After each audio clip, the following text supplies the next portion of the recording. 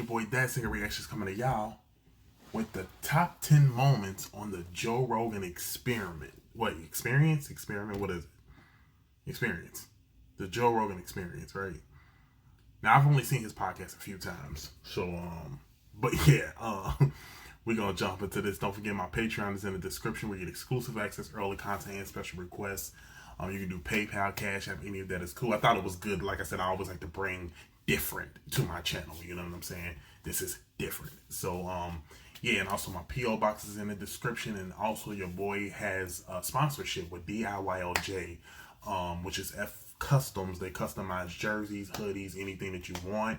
You know what I'm saying? They do a whole lot. Just make sure that if you do go on that website, you use my coupon code, which is ThatSingerReactions. Purchase whatever you want, you get 10% off. So do not forget that. So let's jump into this. Top 10 heated moments on the Joe Rogan experience. This gonna be, I know this gonna be funny, boy. The people probably that came on his show. We can pull it up.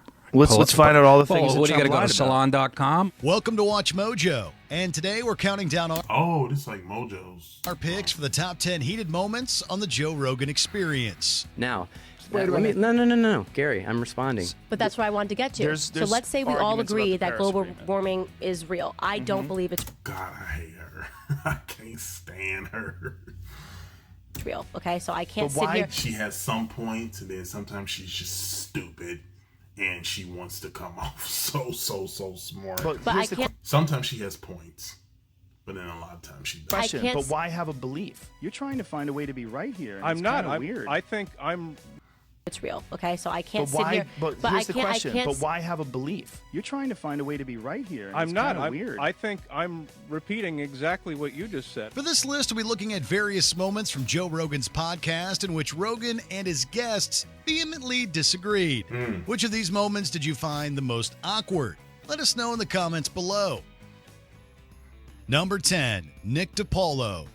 Conservative that? comedian Nick DePaolo is known for his strong political opinions, his appearances on popular radio shows like Opie and Anthony and The Howard Stern Show, as well as his daily podcast, The Nick DePaolo Show. While appearing on Rogan, he and the host began arguing about Hillary Clinton and Donald Trump. Oh my Rogan God. stated that Trump was a persistent liar, but DePaolo begged to differ, sarcastically undermining sources like the Washington Post. What are you pulling up? I don't know. Washington We're gonna Post? DePaolo held the opinion that the mainstream media was twisting Trump's words, even asking Rogan at one point to define lie. Lies about what? First of all, what's the definition of a lie? Fed up with his lack of solid arguments or, anything resembling facts, Rogan accused DePaolo of resorting to whataboutism. A whataboutism? Yeah, when someone talks about something and instead of refuting it with facts, they go, "Yeah, well, what about Hillary? What about Bill? Bill did too." I know. I'm telling you, I can't stand it. Man, I can't stand it. People still do it to this day. People did that all during Trump's presidency. But what about Hillary? But the email. Listen, somehow that lady got away with it. I get it. I'm with y'all. She was a schemer and a scammer. He shouldn't be that way. So it shouldn't be no but with that. You know what I'm saying? And, what about like he said, you know what I'm saying? Just because a person steals candy don't mean you have to. You know what I'm saying? Let them be the bad person. You know what I'm saying? They always use that as an argument as to justify something that somebody did. I couldn't stand that, boy. What about this? What about that? Are you That's gonna- a, you're gonna that's tell a me- whataboutism. That's what I just committed. Number 9, Jamie Kilstein. We're going way back for this one. So it's an unfair comparison. Look at But that. murder's worse. Rogan and visiting comedian Jamie Kilstein Jesus, began look at discussing whether it was appropriate to make jokes about sexual assault, which eventually spiraled into a heated debate. The argument turned to whether assault or murder was the worst crime, with Rogan arguing that murder is worse. Kilstein countered that there's a stigma attached to being assaulted and that the victims are forced to live with the trauma. It is worse. Murder's worse. This results in one of the rare moments in which Rogan truly loses his temper. I'm pretty sure the murder is worse. They're both terrible. I'm pretty sure murder is. Why is that an argument? He actually yells at Kleinstein, calls him crazy, and tells him that he's talking nonsense. Jamie, you're talking nonsense. You keep bringing up feelings, keep going to weird shit and victimization. The fact that Kleinstein later had to leave his internet radio show, Citizen Radio, due to manipulative, emotionally abusive, and predatory behavior towards women just adds another level of awkwardness to it all. Number 8. Milo Yiannopoulos. Perhaps one of the most controversial figures of our day, to put it both mildly and kindly. Milo Yiannopoulos is a prominent far-right figure who once served as the editor of Breitbart News. So you're not religious? No, I believe. I don't necessarily go to mass all the time, but I do believe what? I'm a Catholic. I would call myself a Catholic. Yeah. He holds many contentious opinions, has been banned from numerous social media sites, including Twitter and Facebook, and left Breitbart amid accusations that he supported romantic relationships between adults and children. Presumably, accusations that he supported romantic sites, including Twitter and Facebook, and left Breitbart amid accusations that he supported romantic relationships between adults and children. Presumably, all of that contributed to Rogan's very confrontational approach to his conversation with Milo. The topic turned to Christianity, with Yiannopoulos describing himself as a Catholic. Rogan mocked Yiannopoulos' beliefs, and Yiannopoulos attempted to end the conversation then and there. So a dude dressed like a wizard sitting on a golden throne. All right, we're done. And you have to call him father. However, they both continued to prod, resulting in an awkward and heated conversation about the merits of religion. This an is individual adorable. to treat religion with the amount of contempt you do. This is what assholes do. This is not what assholes mediocre, do. What mediocre intelligence, is militant exactly what you atheists accuse do. feminists of doing. No, it's not. You're distorting the argument. Number 7, Jack Dorsey, Vijay Gotti, and Tim Pool. While Jack Dorsey... Funny thing is, it's going to be an argument on both ends. Nobody's going to be right or wrong, probably, in that. Dorsey is... But in that guy's instance, he was just... is comparatively tame compared to Rogan's usual guests. That doesn't mean his appearances on the show went as planned for anyone involved. Is there any consideration to expanding it further? Not right now. We're. How about 1 million characters? No? The first episode with Dorsey was a disaster, with fans deeming it dull. Wait, is that the Twitter dude? To expanding it. His appearances on the show, Jack Dorsey, Vijay Gotti, and Tim Pool. While Jack Dorsey is comparatively tame compared to Rogan's usual guests, that doesn't mean his appearances on the show went as planned for anyone involved. That's the Twitter Is dude. there any consideration to expanding it further? Not right now. We're. How about 1 million characters? No? The first episode with Dorsey was a disaster, with fans deeming it dull and dissing Rogan's lack of confrontation. This prompted Rogan to apologize on his show. I didn't think the podcast would create such a controversy, but that's probably poor prior planning on my part. It also resulted in a massive course correction. Dorsey returned to the podcast with Twitter's chief legal officer, Vijay Gotti, answering questions from anti-corporate political commentator Tim Pool. The episode lasted 3.5 hours, with Pool warning of a snowflake avalanche and arguing that Twitter uses its ban on hate speech to discriminate against conservatives. The concern is that this is always leaning towards the left. Oh, it absolutely is, and I'm not even getting started. The conversation was tense, to say the least. Number 6, Stephen Guillenet and... I can only imagine when they get to one, I mean, he has... Stupid people probably come on his show that he probably want to beat up. I'm sure, Gary right? Tobbs. Now, what is your disagreement with Gary's position? Everything? American journalist Gary Tobbs is a questionable figure in the field of diet research. Some of his views surrounding carbohydrates, insulin, and obesity have been repeatedly criticized, with books like Good Calories, Bad Calories receiving mixed reviews from mainstream publications. This is mirrored in Tobbs' conversation with neuroscientist and diet expert Stephen Guillenet, who penned the acclaimed 2017 book, The Hungry Brain. He and Tobbs get into a very heated argument regarding obesity and insulin resistance, with Guillenet going on a near 20-minute tangent about the science behind fat storage. Can I interrupt for 1 second? As long as it's very brief. Just a question. I still don't quite understand what the model is. Okay, I mean, I how understand about the this? dysregulation of the brain with the environment. If you don't understand the model, how about I finish laying it out and then you can ask a question? The whole episode was 10. I'd have smacked him, bro. Who you talking to? How about I finish laying it out and then you can ask a question? How about I The whole knock your fake episode was nose tense and hostile, complete with high levels of pettiness and rude condescension. We should really talk about this because that's incorrect. It's in the textbooks. Oh yeah, we'll talk about what's in the textbook. Don't worry, Gary. Number 5, Eddie Bravo. Dude got beat Despite being an expert martial artist and founder of his own style of jiu-jitsu, Eddie Bravo is perhaps most well known for his hilarious and often insane ramblings on the Joe Rogan Experience. In general, it's history, science, education, energy. Everything has always been controlled by the government since day one. Bravo. There's a lot of people who say that. There's a lot of people who believe that. There's a lot of people who believe that.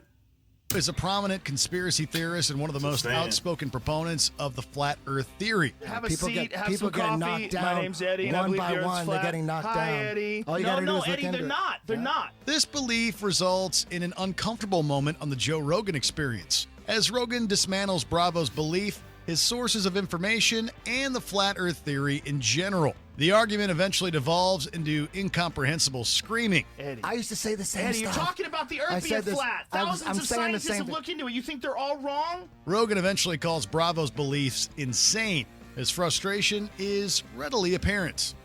Number 4, Candace Owens. Candace Owens has earned fame and controversy for her pro-Trump politics and outspoken criticism of Black Lives Matter. Like, Trump came in and was like, no, like, America. She lives such a very, very high-class, beautiful life. And if she wavers and goes to even defend us one time, all that is gone. That is gone because she has developed a fan base that believes in her. Like, lady, your skin color is still my same skin color. Trust me. Owens became national news after the perpetrator of the tragic events in Christchurch in 2019 explicitly mentioned Owens and her influence on him. However, despite her contentious views on news after the perpetrator of the Trump came in and was like, no, like, America. Owens became readily apparent. Number 4, Candace Owens.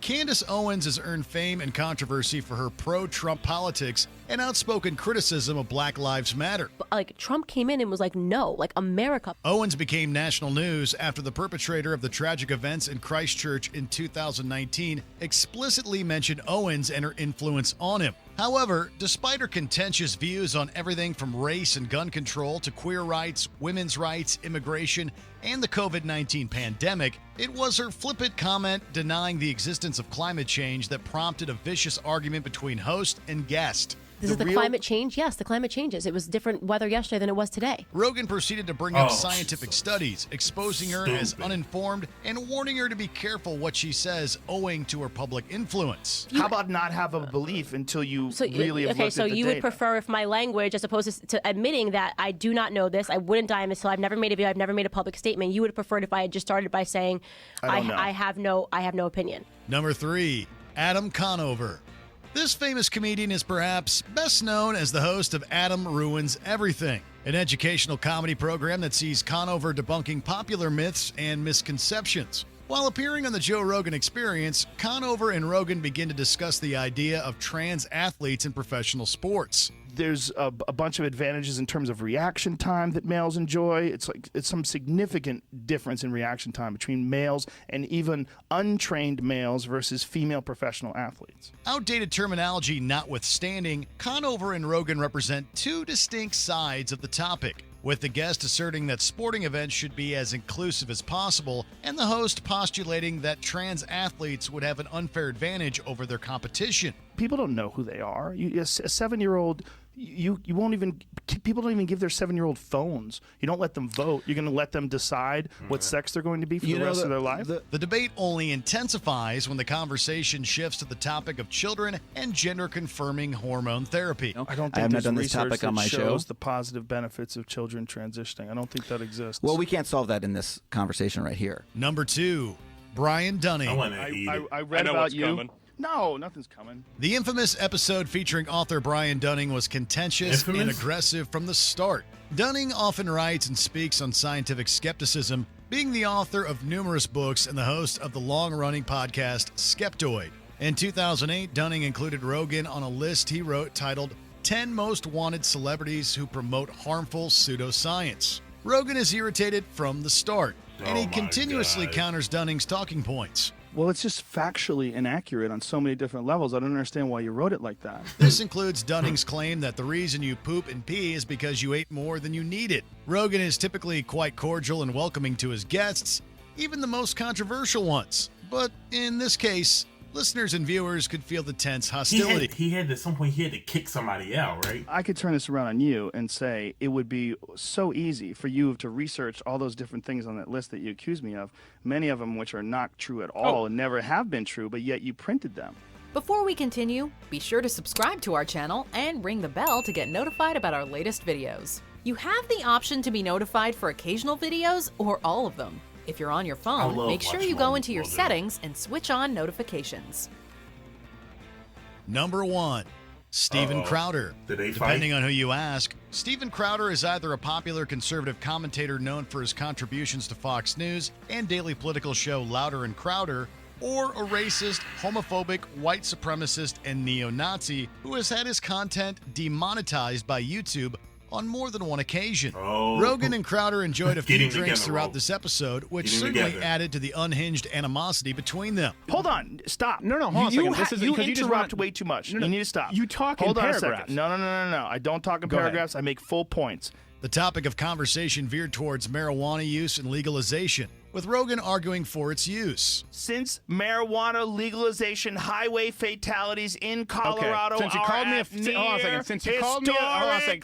me A debate regarding marijuana quickly spiraled into a full-on 40-minute argument, with Crowder calling Rogan a bully, and Rogan throwing back patronizing names like Cutie and Sweetie. For some reason, you're turning into something hostile that it really doesn't need It's to be. not hostile. It is. It Might is. be to you.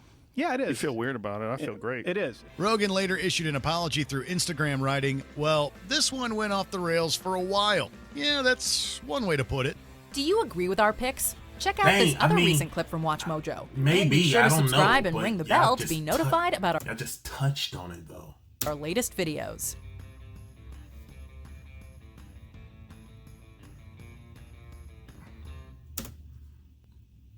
They just touched on it. I mean, I see why he got into it with a whole lot of them people. I mean, seriously, some of them was just stupid. Like, seriously. But, yeah, that was the Joe Rogan Experience, the top 10 moments. Thank y'all so much for watching. Comment, like, subscribe, follow me on all my social media platforms. Everything is in the description. Till next video. Peace.